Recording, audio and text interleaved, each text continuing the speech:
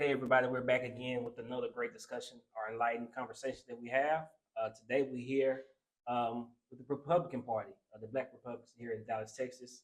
We'll get things started off. We're going to talk about the election, the results, their thoughts, and things moving forward. So, great to have another great discussion.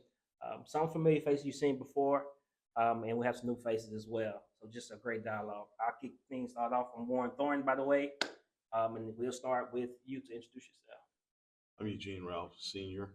I live here in Dallas, Texas. Been here since 2005. Good afternoon. My name is Taft Thompson.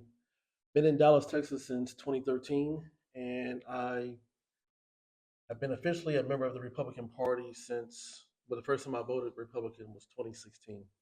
But I made the change in my mind back in 2013 to come to the Republican Party.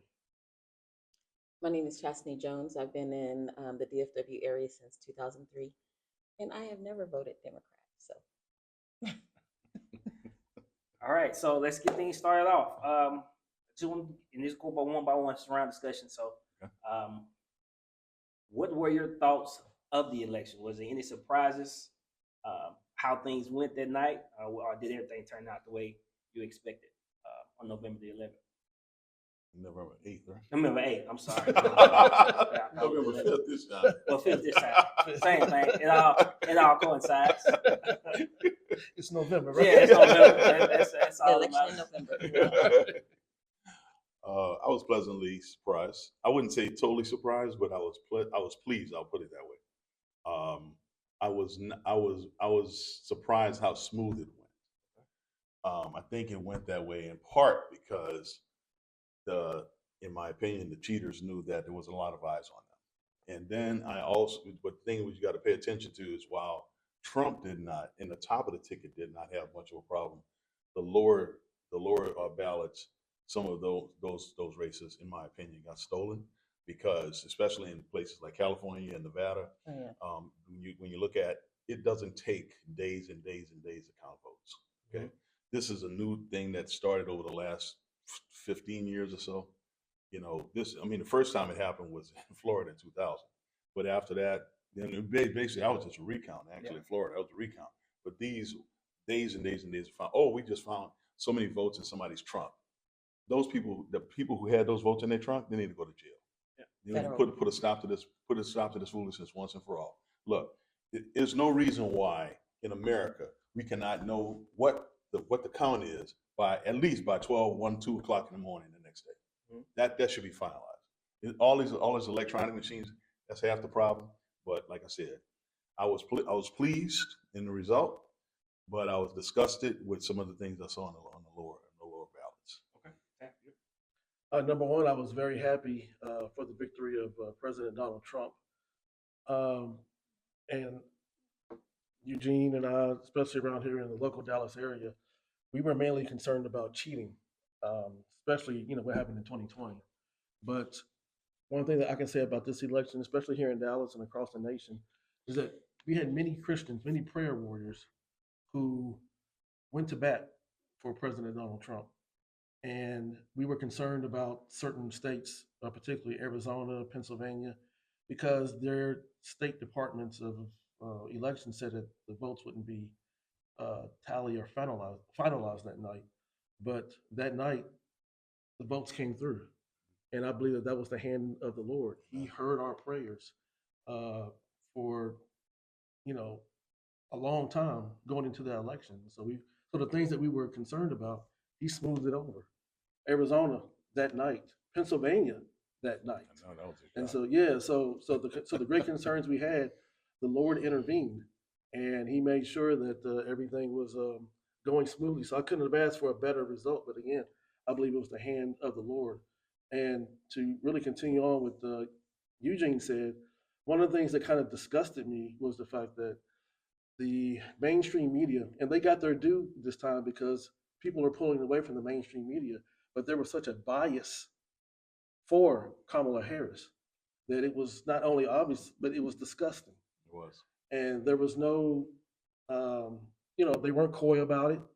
And so I'm glad that information has come out saying that, hey, alternative media were forms that people were turning to, and especially on the Republican end, it has gotten out to the mainstream media that Republican and young voters were turning to alternative methods for news, Right. and it really played a difference. And news came out about Barron Trump asking his father to participate, and Joe Rogan and some other people, but that paid off. So we're seeing a new front when it comes to news reporting and media, to where what we call alternative methods, that information is coming out first and it's coming out quickly, Hmm. to where they are uncovering the information, and that not only are they breaking it, they are exposing it, but they're breaking it down too as the reasons why. And I think that you're going to see more of a move further away from the mainstream media, and also grasp these alternative forms that what we're calling now of media. Okay. And what are your thoughts? I was elated. I think what surprised me was he won the popular vote. And I think that that just set up a precedent that it was too big to rig. And also, I think we have to give a shout out to, what was her name? Laura Bush, Mm-hmm. the head of, she took over the No, Laura Trump. Laura Trump. Yeah, not Laura Bush, Laura Trump.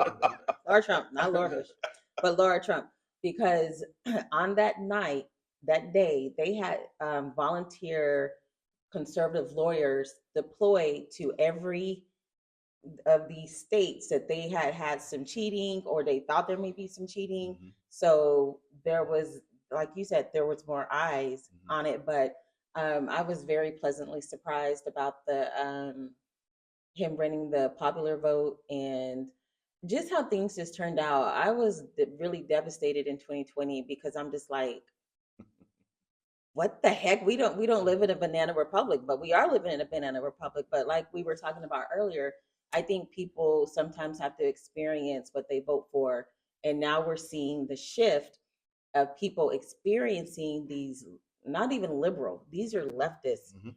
communist parties, policies, and people are starting to realize that these people cannot rule.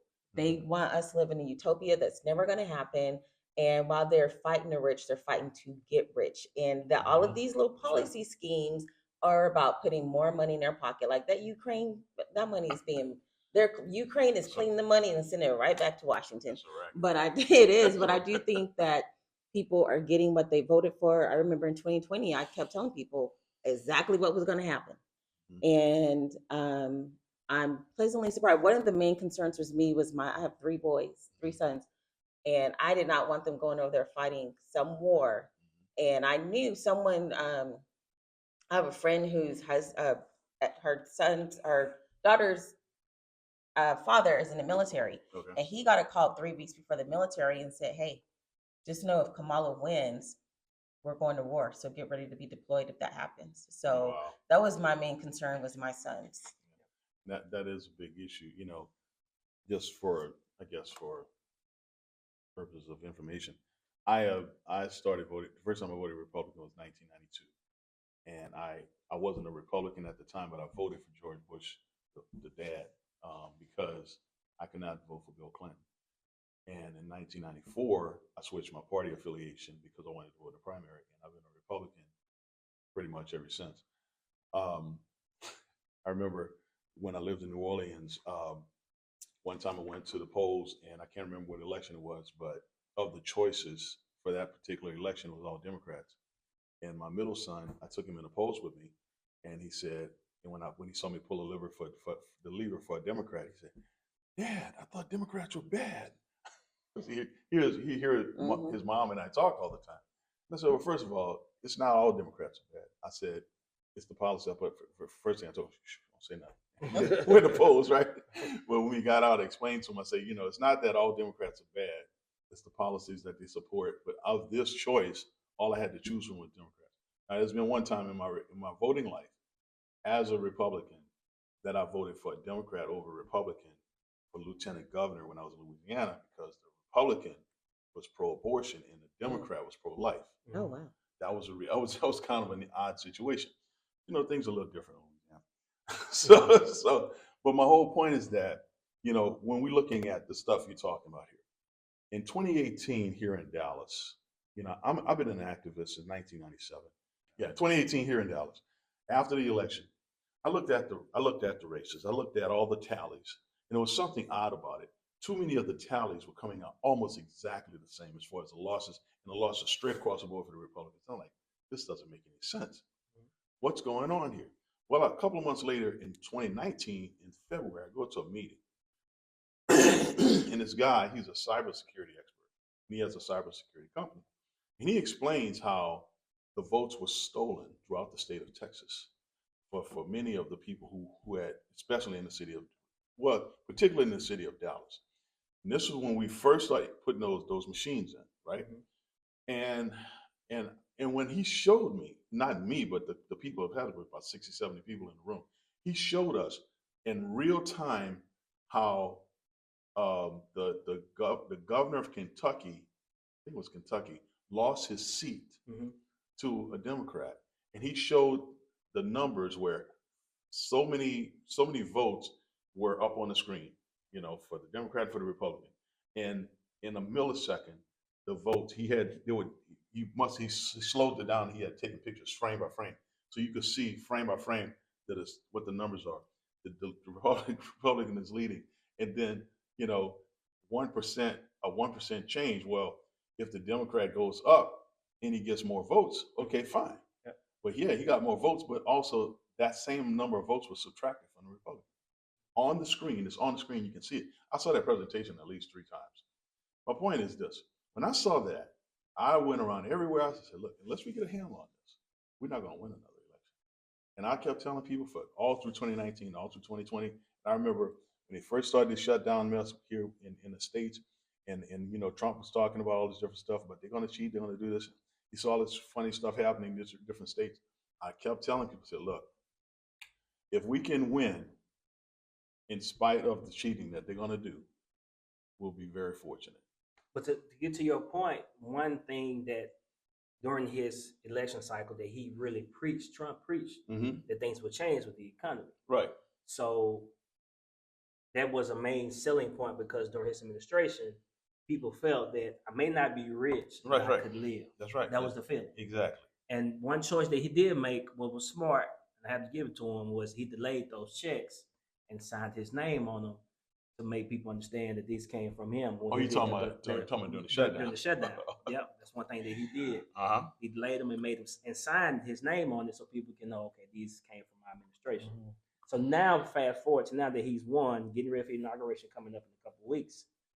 What's your opinion and perspective of what you see the economy going in the next 4 years? Because that's one thing that people did understand, and even if they may not agree with them or not, as the Representative Byron Donald made the statement on the Breakfast Club, he was saying that during his administration, people felt that their spending power was better under his administration. Absolutely. So, do you see that coming back within the next 4 years of that spending power? Because he did mention that here recently that grocery prices may not be able to just come down automatically. So, from your perspective, how do you see the economy turning in the next 4 years? It's kind of hard to tell. I mean, hard to tell, because one of the things that he did preach, and we as Americans, we were feeling the pinch in our pocket when it came to higher gas prices, higher food prices, housing, cost of living overall. And so people were struggling. But I'm saying that to say is that Biden and his outgoing administration, he has already delivered or is about to deliver $500 million more to Ukraine. Okay. And you have this mess with the fires, you have this mess with the terrorist explosions and everything. That has to be cleaned up. You know, you have to set a foundation. And what I'm saying is, in my viewpoint, this outgoing administration is purposely trying to divert the plans and the success that Trump has going into the new year with his administration. They are purposely diverting the energies and the mechanisms that are being used to, get things back on track. Trump's incoming administration, in my viewpoint, from afar, is fantastic. He has the people who are going to be, number one, with him, siding with him, and number two, these people are about business. And so, with that being said, I would hope, and I do hope that the economy does get back on track soon. But in dealing with the reality, we have to carefully examine where we are now and what it's going to take to move things out the way to sort of to make things better. So I'm optimistic, but I'm also apprehensive that it may not happen as quickly or as uh, thoroughly as we are expecting it to be. But we have to, with Trump, he's a businessman. Yeah. He makes things happen. So we'll see. Any other thoughts on that? Oh, I'm very optimistic. We already have people, Trump already has all these people saying they're going to give billions into our economy. And I've also heard a lot of business people are optimistically starting to hire more. And then you look the stock, most of the stocks are futures. Yeah. Like oil is futures. So as soon as he gets in, I believe that oil will drop because drill, baby, drill. Once he starts drilling, Mm-hmm. and I know Biden is trying to do some stuff with federal land, but that can be undone. Mm-hmm. But everything is precipitated on oil. Mhm. Everything, like the reason why everything is so expensive right now is because of the cost of oil, gas. Because everything takes gas. Even these electric cars take gas to run. Yeah. So the more expensive gas is, the more expensive everything products is, clothes, groceries, because It's plastic bottles. this plastic bottle. I mean, everything. So I think once we start drilling again and start all of these projects he has, I do believe that our economy will get back. And also, I don't think it's just a Trump thing. I think it's a God thing. I think that God is, like someone said, heard our prayers. And I do think that we are maybe in the last days, and the Bible says that the wealth of the wicked shall be put up in the hands of the just. And maybe we're just that generation that, we're gonna see that the gospel is gonna start going out, and God is saying, hey, wake up, I'm giving you one more chance, because I do not think America could have survived. I don't think the world could have survived with another 4 years of the Biden administration. I heard this guy told me from Africa. He said, when America gets a cold, the world gets a flu. Right. Everything is contingent upon what America does. But you can already see, that's why I'm so optimistic. You can already see what's going on. Justin Trudeau is Recently stepped down. stepped down. Mhm. And then you have all of these people, like Russia's like, well, maybe we should negotiate. And what's his name? Zelensky already knows his days are numbered. And I just think that we need to worry about these couple of more weeks and see what Biden, but at the end of the day, the Lord is in charge. And I do believe that it'll be good. It'll be better than what the Biden administration could have ever dealt. One of your first points, and I'm gonna say it to the next question, because one of your first points was he wants a popular vote. So of course, and you mentioned the news, the mainstream media news that's talked about a lot. They were saying a lot of things about Trump, and not in a positive way. So for him to receive the popular vote the way he did on election night, what did that say from your perspective? Were you excited about that? Were you surprised? Absolutely. Are you knew that he was going to get the popular vote? Because I know his base is growing, and because I asked you that because I'm gonna pivot to another question. But that popular vote, when you seen that on election night, what was your first thought? If you want to, Well, can I say something first? Yeah. In regards to what you're talking about, the popular vote, data has come out saying that the votes that Kamala got, they weren't really for Kamala. They were really anti-Trump votes. And so we're seeing probably between 10 to 15 million of the votes that she got were just anti-Trump. Okay. So I think Trump won the popular vote about 5 million. But if you put it, the numbers are the numbers. Yeah. But if you put it into perspective, he probably really won more than that. Yeah. Based on those who came out in spite of him and everything. But yeah, I was overall, I was surprised by the popular vote. However, when data has come out talking about the racial groups, the genders, the working class, the professional class, things of that nature, they broke it down, and it shows why the popular vote went to Trump and everything. And just as we know as Republicans, there are people out there hurting. There are people out there, crying out, we as Republicans, especially Black Republicans, we always say to ourselves, "Hey, we need to go out and reach these groups," you know. Yep. And Trump did what Trump did, or Trump spoke to those people who we need to speak to, Mhm. who are interested in that message, a conservative message. But he's already done it, Yep. and so the numbers have proven it. So with that being said, since the data did come out and they broke down the demographics and age and things of that nature, I'm not surprised overall. Even with the recent numbers, I know we talked about this, of him showing the growth with the Black male voters. Did y'all see that coming? Or Yeah, actually, I saw it. especially in Texas. Yeah, well, here's the reality. Here's the reality, man. There's something I refer to as pain points, financial pain points. Yep. When you reach a certain financial pain point, you really don't care who is the problem. You just want the problem fixed. Yep. If somebody bring you a better solution, you want to at least give that person a look, right? So I saw more videos on YouTube with Black folks coming out against Mhm. Kamala and in favor of Trump. Mhm. This time, They're gonna kill me if I'm correct, y'all. It's Kamala, VP Harris. Kamala, you call it what you want. I call her Kamala. Okay. All right. Kamala, I don't care. Mhm. Kamala, whatever you want to call it. Look, I don't care. I'm glad she's going. I'm just glad she's out of the way. My whole point, let me get back to my point. Look, see, that's what liberals do. They Uh-huh. distract you. See, I So I got to stop you right there because I'm not liberal. okay, all right. See, I was just checking. No, I but was it's just checking. it's a respect thing, whether you agree with it or not. I'm independent. Okay, We're gonna take it that way. So okay. let's just keep it respectful All right. and keep it Okay. going All right, on, bro, on, let the, me- on the facts. Just let me talk. Okay, So- go ahead. Just so gotta keep it anyway. on the facts though, because we are the hosts. Come on now. Okay. So, what was I saying?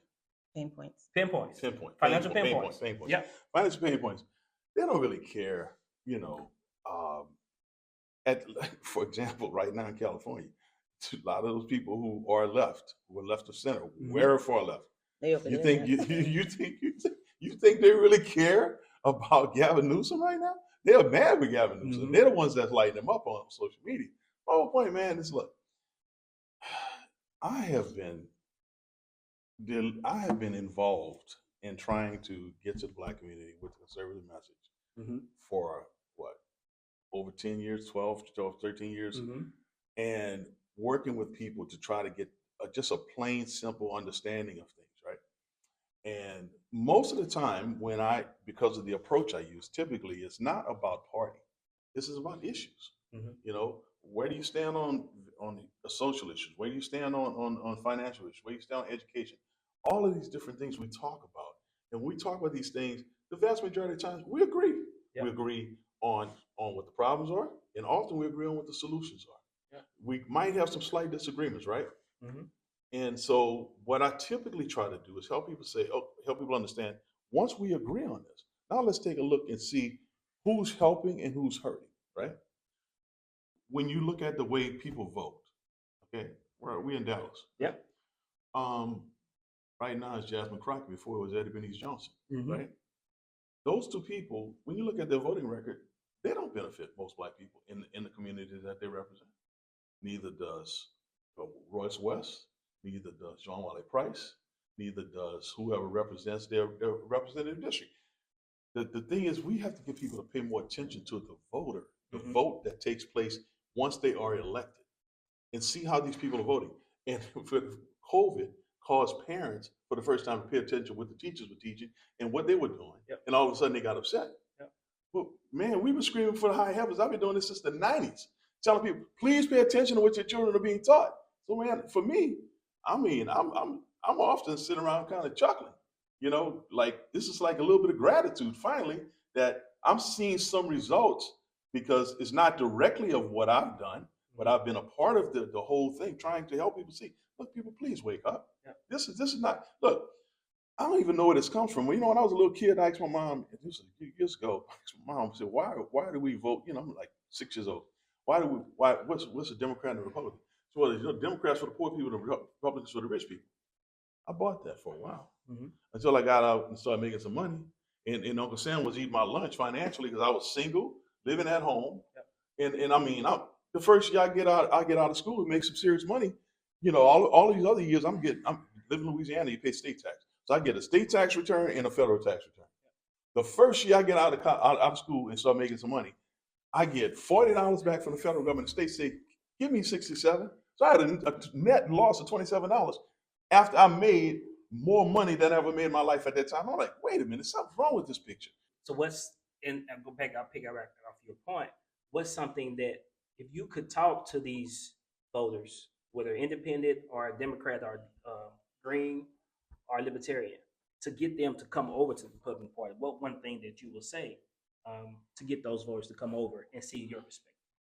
Since he won the popular vote, so you may have some of those voters that would never change. Mhm. Those, because a lot of voters that didn't vote for him were the Bernie Bros. They voted for him. He won a big portion of the black men vote. Mhm. So and Latino women voted for him. So things started to change because a lot of people who voted for Bernie either sat out or voted for Trump. So what things would you say to those voters who may still be on the edge and they need some convincing? And if they are convinced, they'll come over and vote for Trump as a Republican.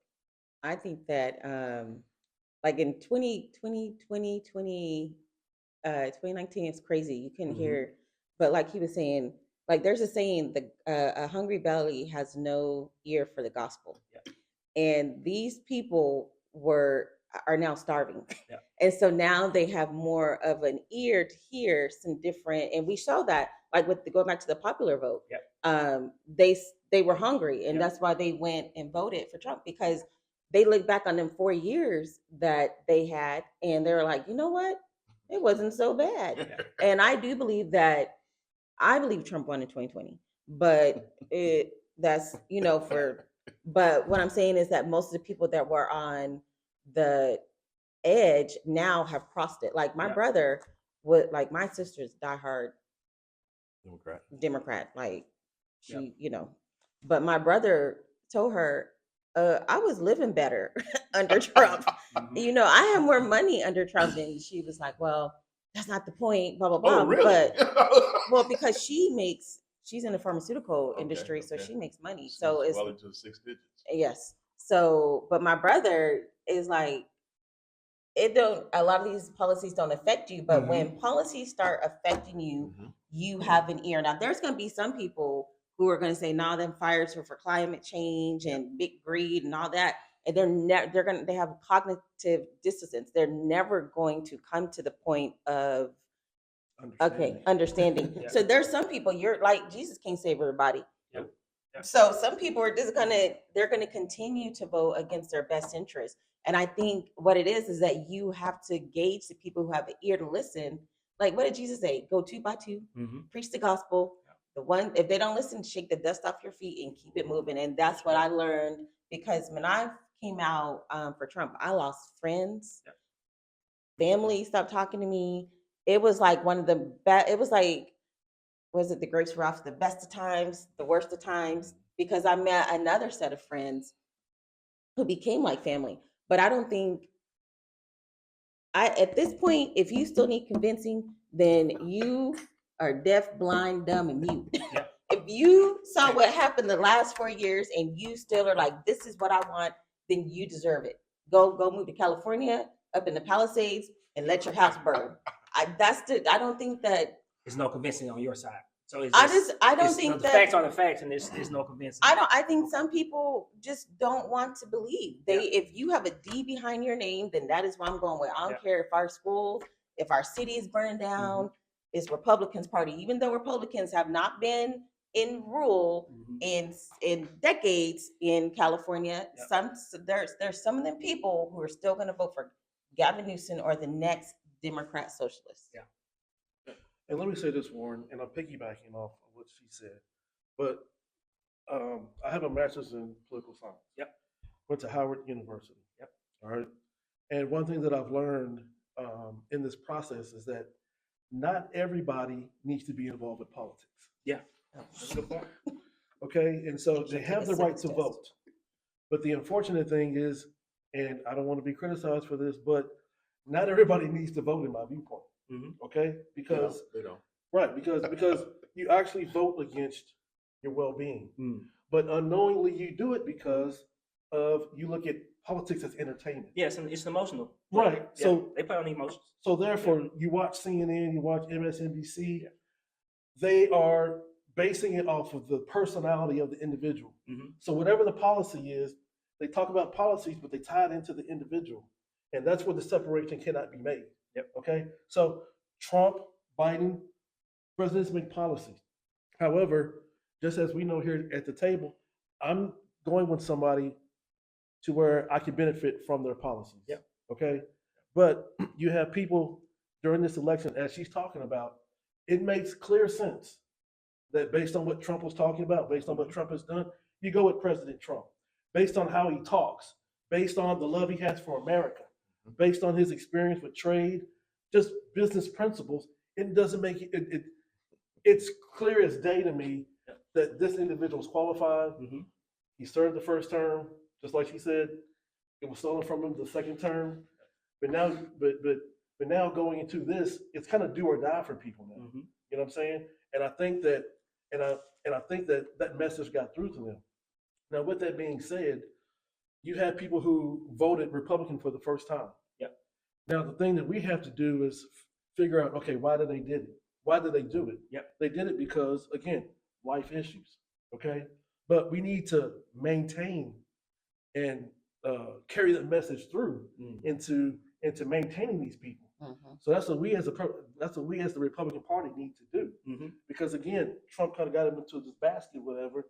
But it was pointed out to me that the blacks who did vote Republican the first time, we also need to differentiate from them and to say the fact that, hey, this is not about handouts. You get what I'm saying? The Democrat Party is, you vote for me, I'll give you this. Mhm. No, it's not about this on this side. You know what I'm saying? And so we need to get a segment of that population to understand real Republican values and principles. Yes, communication part. Right, Yeah. and what it entails. Yeah. So that's the dangerous part. Yeah. Now they're on our side now, which is good. But again, it is incumbent upon us to say, okay, how do we reach back into these communities? Yep. And say, okay, we're here. Yep. You know, let's work together. Yep. But that can sometimes be the most challenging part too. Yeah, but it's something you Yeah. got to get. Yeah, Yeah, you right, gotta right, right, get over, right. To grow the party, if Right. in your perspective. Exactly. And so because it was presidential, everybody votes in presidential. Yeah, but it's the state and the local. That's where you Exactly, got to grow. right. Yeah. And let me just say this also, piggyback also on her.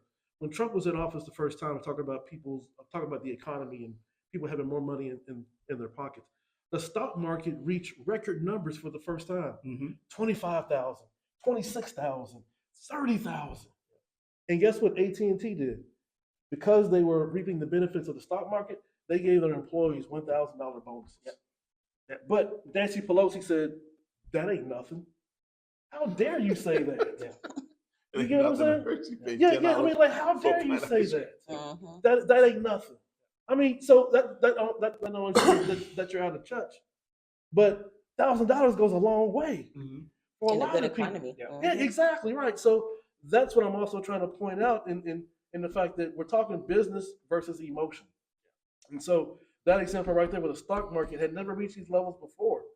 And one company, again, AT&T, because their stock revenue had generated so much, they gave $1,000 bonuses.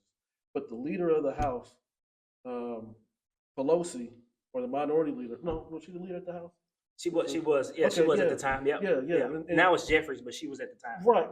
Mhm. So she makes this asinine comment about $1,000 ain't nothing. So that just proves right there that it's a people thing versus kind of a heart thing. Yeah. You get what I'm saying? And so the heart is not there for, I would say, the other party. So But when you say, oh, no, go ahead. I was saying, when Nah, you say that's my it's next question. Now it's I'll funny. wrap up. when you say that politics emotional, there are two different sexes, and it's women and it's men. Mhm. Women are the ones who are the emotional voters. I question men who vote liberal or leftist because they're following a lot of it's emotionalism. Mhm. And most conservative men seem to be more logical. Like you saw a lot of the men coming out there saying men for hair, Kamala, yeah, men for yeah, it was like, Kamala. okay. And then like Kamala, when you see a man, you're like, liberal. you can tell the difference. But the thing is that people, it's a lot of women it's the Black women who support the Democratic Party. Yeah. And that is why they couldn't take out Harris. And I do think that that's why but Obama took 5 days to endorse. But I believe that it was because they did that too. They had no choice because one, all the DEI stuff, but two, All the money was backed by the Biden.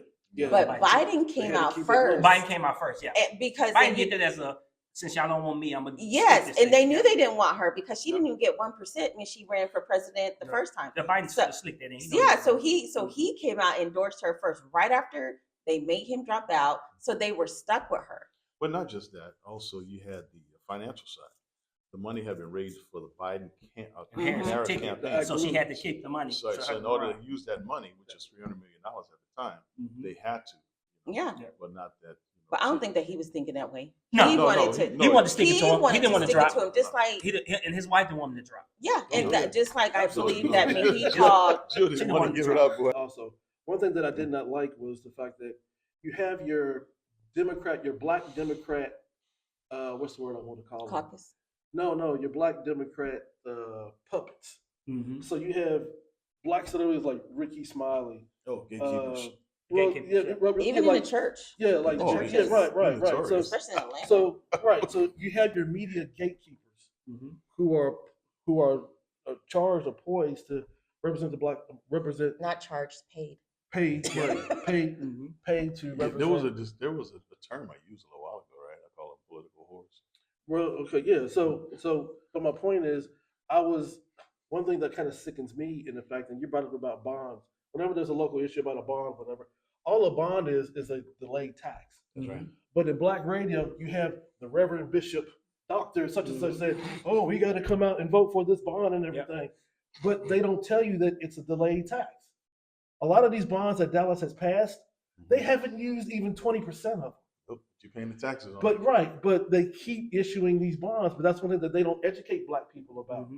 Is the Why fact that they educate want anybody about it? right. They make it an entertainment issue because they want it has to get the Black vote. But again, they'll go to the spiritual. Like I said, Reverend Bishop, Doctor. We have to do this Play on the- because play on your our emotions. schools. Yeah, Well, in the exactly. churches, that's how they Yeah. got Planned Parenthood is through the churches. Yeah, Yeah. she The played on, Black played on churches. emotions. Yeah. And Yeah. one thing and this is the last point, one thing that I'm disgusted about is the fact that in the pulpit is supposed to be the most sacred part of the church. Mm-hmm. Not everybody is allowed in the pulpit. Yep. If you look at Exodus, only the high priests were allowed to be, in the pulpit. But in contemporary society, we don't revere it as much as it, Well, you as- see, as once a- again, constantly falls back down on the individual. Because the Bible Study says, to study, show show yourself yourself approved approved. workmen need not be ashamed to rightly divide the word of truth. Mhm. It is incumbent upon us. That's why the Bible also says, don't be in a hurry to be a preacher. Don't be in a hurry to be a leader, because Judged with 3 that comes a greater times. judgment. Mhm. We have a responsibility, not an option, to Mhm. judge those in leadership, Because regardless what's of the whether Bible say? The righteous judge righteously. That's right. Yeah. That's right. So that's my point. So what I'm saying, that's the deal with that. But coming back to the whole thing with blacks and Trump and blacks and the Republican Party in general, I think once again Trump toward the end of the campaign, he kept talking about we're the party of common sense, and I think that was a good. I don't know who caused him to make that change in his things he was saying, but I think it was a good thing because when you think about the things that he was promoting from his perspective, from the Republican side, it was coming from a point of common sense. Now, what has to be understood in the Republican Party is that in this, I'm assuming this is in the Democrat Party too. You have layers. Basically, you got the people up at the top, you got the people in the middle, you got the people at the bottom. We consider it to be the grassroots. Okay, and the bottom line is, often there's a little bit of a chasm that exists, that we butt heads, right? Mm-hmm. Why? Because they think it should go one way, we think it should go this way. Mm-hmm. Well, the bottom line is, in America, it's designed for us to running from the bottom, give guidance. We give guidance to them, and they make the decisions, but we run it from down here. Yep. And people have to understand, if I want my government to do a certain thing, I have to be involved. This is a citizen-run government. This is the way our Constitution designed it. So I encourage Black folks and anybody else. I'm a Republican, okay? I'm a constitutionalist more than I'm anything else. And I say, look, if you want to be a Democrat, be a Democrat. Make sure all of your Democrat leaders follow the rules the way they're supposed to be. You know, there was a time here in America, you got to go back about 45, 50 years to find it, where there wasn't that much of a difference between the parties. There was some different philosophical thinking, right? But when it came to running things and making things happen, it wasn't that much different. The Democratic Party has always been evil. It always has. There's always. They were established to keep slavery. Look, I understand all that. I'm talking about the operational aspect of it, okay? I'm talking about the operational aspect. Well, the government, I'm talking about the way things ran in the government side, right? What they focused on making certain things work a certain way. Now, granted, like I said, philosophical differences, yes. Yeah. But there was a certain ability for them to come together on the most important things. Look, we got to make this government right? So they came together on that, right? Now they disagreed on all the other stuff. They don't even agree on the basics now. Yeah, They don't even want to provide you with water. Let me tell you something. 20 years ago, I was on the radio talking about how the United Nations wanted to implement policies in America, or throughout the world, but in America, to give these what they call it, these low flow faucets that they got in your showers that Trump was talking about the other day, harder than water come out when you turn it on. They were trying to push that foolishness back then, trying to limit you to, I think they said 100 gallons of water a day per house. California's trying to do that. Yeah, 100. That's not a new thing. See, it's new now because people starting to find out about it. But if you want to find out about these kind of things, get on the internet, stop using the phone for stupid stuff, and actually go and do some research and actually educate yourself. And what you're finding is more and more people are doing that. And what the beauty of this, I'm looking at YouTube. My wife and I, this is how we entertain ourselves. People, when we first moved in our neighborhood, next door neighbors say, "What do y'all do for fun?" Say politics and religion. They thought we was crazy. But look, let me tell you, if you go watch YouTube, there's these new content creators on it, right? Yep. And these guys, man, some of them are black. Okay, a lot of them are black, and they're talking about the stuff that we've been talking about for years. And to me, that's a beautiful thing. And I'm loving it because they're gaining more and more traction. Okay, and they got a lot of young people coming in. And a lot of the young people, the beauty of it, they have not been exposed to all this crazy stuff, these polarizing sides. My son, who's now 24 years old, my youngest, he's telling me, he said, you know, Dad, I was about 18 years old before I really started to understand what y'all was talking about. Born in 2000. It was 2010. What was happening in 2010? He break it all down to me. And so he explains all this stuff to me. And so the deal is, what I'm saying is that with this younger generation coming up, in the latter millennials, the Gen Ys and the Gen Zs, you get a chance to see, you get a chance to hear what they got to say, but you get a chance to influence them, help them understand things, what's happening now, but you also have to build context into it. Why, right? You want to give them the why. So what I always try to do with people, I don't just want to give them the answers, I also want to give them the contextual answer. So reasons why, so they have a more of an understanding. But moving forward, you can be a moving and shaking in a positive direction. My brother, big influence, Joe Rogan. Yeah. So Joe Rogan shapes a lot of my brother's he moved needle for a lot of people. And it's so funny. Yeah. So when I was doing like my YouTube stuff, my sons told me, "Mom, we don't think you like black people," because I was coming out against BLM because we got threatened by BLM at a prayer rally. Wow. But now it's so funny. My son, he's 21 and he's about to celebrate 2 years of marriage. Yeah. Wow. And now he's like, "Mom, here, listen to this broadcast. Listen to this." I'm like, "I've been telling you about this since forever." And he's like, "I was only 16, but now he's very conservative." And I said, "You're welcome." Amen. But all of these is the new alternative media, which is reaching these people. Yeah. And like my daughter, like I'm bringing her, and she was there at my YouTube channel. She was there at the rallies. We got to go to Washington. She got to hear Trump speak. Wow. So, you know, of course, she kind of like vacillates. She's 14. She's like, if she likes me that day, then she's this. And if she don't, then I'm voting for Biden or whatever. But it is the alternative media that is really speaking to the youth right now. And when, trust. At first, when my brother told me that he was watching Rogan was like very far. He was burning. It left. Yeah.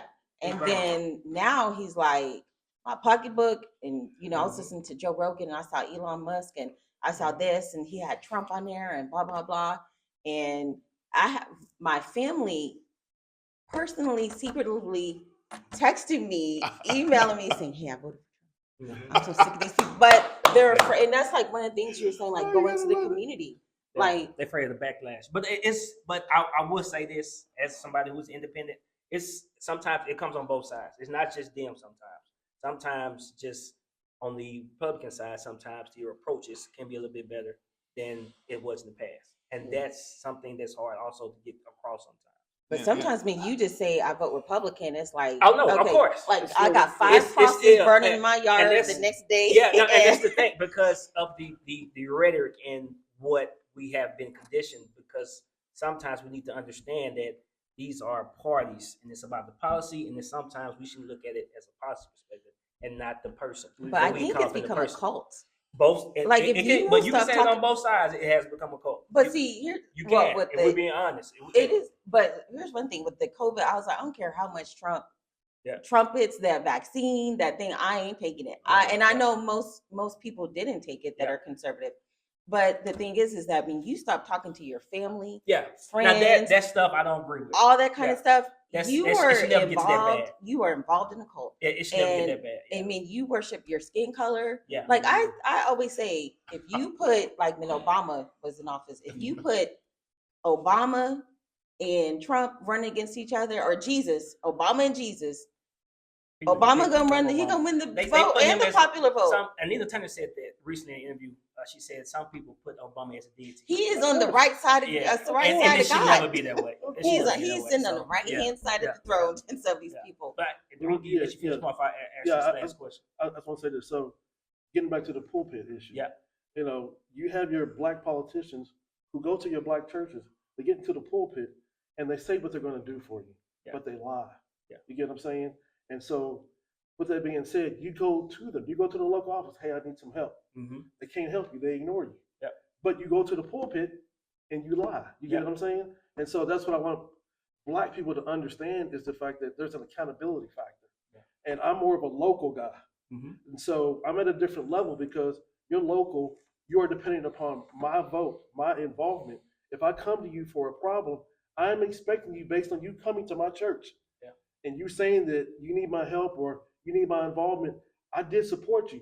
So therefore, there should be some. I'm not saying that the answer is going to be yes all the time. Yeah. But my point is, I should have accessibility to meet you. Yeah. Wait, are you saying But- if you go to the pastor for help after or are you saying that if you've heard a politician in office a politician at church speak, and then you go to his office for help? But what I'm saying is, if I'm at church and there's a black politician running for office, he's going to ask for your support. He wins. And what I'm saying is the fact that with these black politicians, typically, They don't do it. typically, They don't do what whatever, they say they gonna right? do. You go ask them for help, or you go to try to meet with them. They're hard. Yeah, right. It's hard But because they blow you off. The perspective has changed because they don't turn and flip the script to where they think that we work for them when they work for us. And I think once we get back, and when I'm saying we, I'm talking about black folks, we get back to that. I know we can't save everybody, but if the majority of us, or if we get 40%, they'll bring the other 15 to 20. And that what is definition of tyranny. And When the ruling understand, party does not understand and that. let's understand that it's not, we don't work for them. They Right. work for us. And it's becoming the real divisive in that way. And that's my point, Warren, in the fact that you're going to step into the pulpit. Yeah. And you're going to say that I'm going to do this for you, I'm going to do that for you. Because they know that the way grandma raised us for the most part, But whatever the preacher say, we gotta believe. But like I said, I'm at a different level. Oh, yeah, you're a different level. Yeah, You know what I'm yeah, saying? yeah, I'm yeah, saying, like yeah, that, so yeah. you step into the pulpit and you say this and that, I'm taking you at Your your word, and you that go- you yeah. are this type And of you hold them person. accountable. Exactly. Yeah. But most right, voters right, are not like that. Right. So that's what I I'm saying. don't. I'm like, You know. I'm very cynical. I'm like, Yeah. mhm. Yeah. Of pastors, of all of it, I'm very cynical So of it in all. regard to what you said about grandma, Mhm. I've heard that tons of times. Yeah. And this is what I tell people. You know, it's not a disrespect to your parents or your grandparents. Sometimes your parents told you things when you were growing up Mhm. that simply was not right. Yeah. Okay. They thought it was right, but you find out later it wasn't right. You don't practice it no more, right? So if your parents told you to vote a certain way because they thought it was right, and you grow up and you find out it's not right, why would you still do that? It's Well, a hold on. it's a hold on. psychological thing. All the It's other cognitive dissonance. It's all a the- psychological thing. It's deeper, and sometimes we have to, even though you may know, you may understand, and you may disagree. And sometimes you got to meet them at their level and where they at. Oh to- yeah, to I really- agree yeah. with you. I'm talking about. I agree with what you're saying. Yeah. I'm saying that when I'm trying to make a case, Mhm. I'm asking the question. Yep. Why would you continue to do this thing that you come to the realization that's the wrong thing they told you? Yep. When you don't do anything else they told you that was right, that was Yeah. wrong. You know, when you come to realization, well, you know, that might have been good for them, but that's not good for me. This could be the same thing. Because Right? it's a cult. It's hard to get out of a cult. Yeah, I Cult know. thinking. So my question is what, because I waited to have this discussion a month after, so everybody emotions and just off the high of November can come, well, 2 months after really, can come down. Because he's about to get inaugurated. So we got 4 years, and then 2 years is coming up for the House and Senate seats. So, but my question always, I like to end on the positive note of, one, do you see us getting to a step to where, not all of us, of course, but some of us can work together and solve the issues and problems in our community, Democrat and Republican, or Libertarian and Green.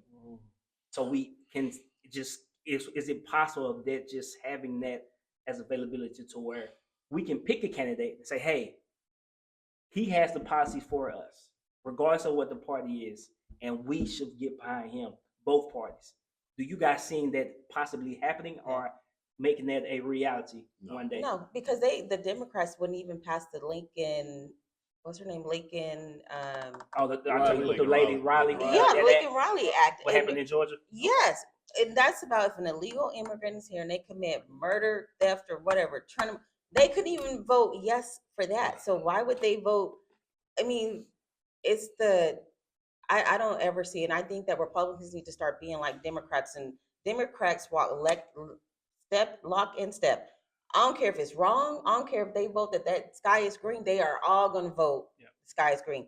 Republicans sometimes get on a high horse and are like, well, like when they kicked out that one senator, and made it uneven. Like, who cares? The people voted for him. Yeah. Who cares? But I don't think that it ever be. I don't, just like we have 15 million denominations of Christianity. You don't see a possibility of us coming. It just depends on what it is. But as Yeah. long as you won't even pass a law that says if someone here illegally kills, murder, steals, has to automatically be returned to ICE and deported, I don't see where there's much common ground There's no on common a ground. lot of other stuff. Yeah. All my life, I've known the majority of my people voted Democrat, Yeah. and I have let them stay at my house. Yeah. I have Yeah. fed them. I have anything. The moment they found out that I voted Republican, it was like I had 3 heads and I was a total different person. And I'm just like, I was the same person who let you stay at my house for free a month ago, and now you block me. You don't. You don't want nothing to do with me. You do, and that's the same thing that when I came, when I moved here, and I moved here, and I'm a native South Carolina, and high school and college in Connecticut, and I moved here from Wisconsin in 1980, and I moved to my church. That's when Jimmy Carter was, he was that was up for election. And I moved here in June, and the election I think was in November, something like that. Mhm. But when I moved here, and then I went to my church, they were having a Democratic Party meeting at my church, and I walked in there and I told them, hey, that I said we got to always vote for Democrat. That's what my parents voted for. That's who's I stood up in front of them. I said, hey, Oh. woo! I said, hey. Said, hey, how'd you get here? I said, hey, I'm a Republican, and I don't believe in that. I'm not going. All my life, since I've been a voting member, I've been voting Republican, and I'm still going to vote. So how long did you stay at that church? I'm still at that church. Oh, wow. 20 Really? years later, Yeah. and they know that I'm. They know that I am. Yeah. No questions about it. I don't. Yeah. They know that I'm the staunch Republican at that church. Well, Although the other people, 90% of them are voting for the other people, they always try and the conversation is always about the other people. mhm. They know that they got to be careful because I'm there, Mhm. and I am staunch. Mhm. I am. Okay. I don't take anything. Mr. Fred, but let me get your last Yes. 2 thoughts and we can wrap up. Okay. So I think a lot of what he said, it's got a lot of value there. Small conversation, whether it be 101, 105, 110, whatever. If you just stick to the issues, stick to the issues and discuss them in a common sense way, Mhm. and try to keep the emotion levels down. Yep. Right. So you can have an honest discussion, and you get people to look. I try to help people look at facts. So I use tools. I might have things on my phone where I show them statistics, and so they can actually see what I'm talking about, right? Mm. And then often you got to keep in mind this does not happen overnight. The Bible tells us to ask for wisdom and use wisdom, right? Above all And things. if we're going to use wisdom, then I'm going to sit here and I'm going to listen often more than I talk, right? That's tough for a person that likes to talk. Taff can tell you. Well, and then also, like you said, then Now I'm gonna let you know that I'm gonna let Tab. yeah, I close us think out. that when you reach like the third level, you're not only fighting an ideology, you're fighting money. You're That's right. fighting big That's right. money. That's right. And these people, They play for like keeps. They play for Al keeps, man. Sharpton, Al not so sharp. they could care. I honestly believe they could care less about Of course. the ideology. Oh. It is about the Well, money. money. So you're not fighting them. You're fighting Yeah. who funds them. That's right. And it could be George Soros. That's It could right. be whoever. That's what you're fighting. That's And right. most people are not going to let go That's of that right. money. That's right. Just like Charlemagne keeps tipping towards this and Bill Maher keeps tripping towards this way. But as soon as that show go off, they, hey, you getting a little bit too, hey, it's like Kamala. Hey, boy, you Who? getting a little, Kamala or Harris, whatever her name is, told Charlemagne, hey, pretty much, who funds you. You better quit talking to me like that. And he was like, hey, I'm sorry. The And view- guess what he do? Yeah. He tiptoed right on back over here to the left. So you're not just fighting an ideology when you get to that high. You're fighting funding. You're fighting Money. deep state Big stuff. money. You're fighting big money. You're I'll fighting let you network. close it out. Yeah. Yeah. On your final thoughts on what we just discussed of it's the possibility of us. Well, I think it's an interesting question. Yep. And I just want to, what Fred Moses brought up, I brought up earlier in the fact that we're now at a point to where we based on the election, there's kind of a budding area or system to where these people who did vote Republican for the first time. Yep. Just like you talked about, we need to be able to outreach and go into them, but we need a dedicated plan of how to do it. Mhm. And we can't be anxious. You know what I'm saying? Yeah. Because hey, we see black people, whatever, and we have to learn. We have to be wise, just like you said. We have to go into it with wisdom, saying, hey, this is a budding group, Yep. and we need to be able to contact them, but talk to them also. You know what I'm saying? Yeah. Because these people are working class. These people got families. Yep. And whether they're Hispanic, black, whatever, they're all fighting the same factors. They got to feed their children. They want good schools. They want to be able to make the house payment. They want to be able to survive. Yep. And so with that mindset, I think Trump has done an extraordinary job of addressing that. You know what I'm saying? He's more polished, of course, and everything. Yep. But I think that ground that we're talking about, we have to be able to enter into it.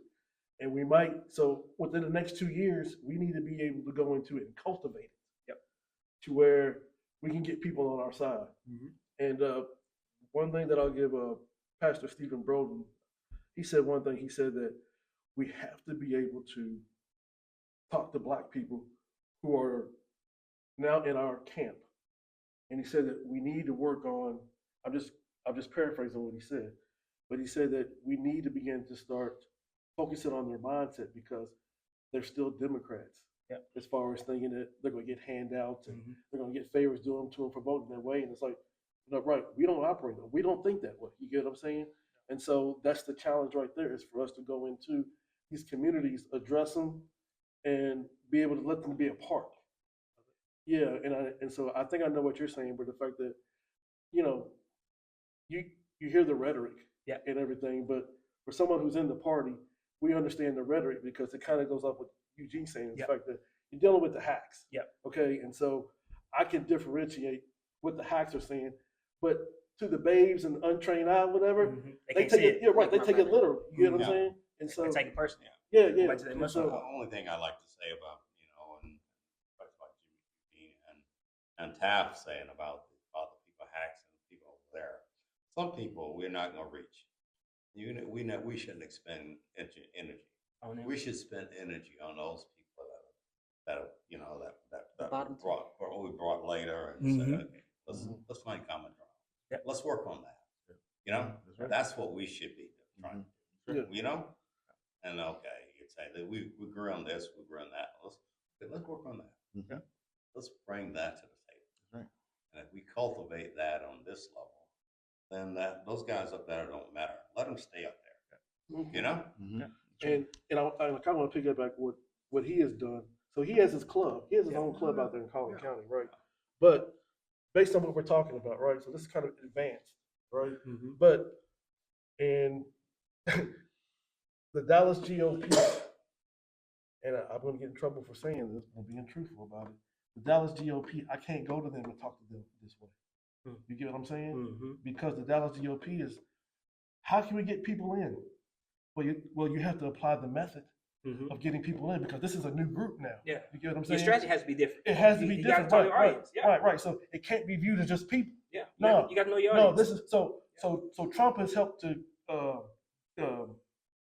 galvanate Mhm. a new strategy for us to go out. You get what I'm saying? Yep. Because that shift that we've been talking about for 40 years, that shift actually has happened. Yep. You get what I'm saying? And so these people are there. How do we, not only as a party, but I'm not looking at it overall. I'm looking at it more from an individual Yeah.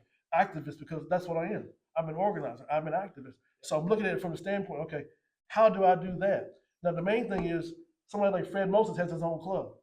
So if, for example, if I want to cultivate what we're talking about, his situation is ideal Mhm. because it's African American.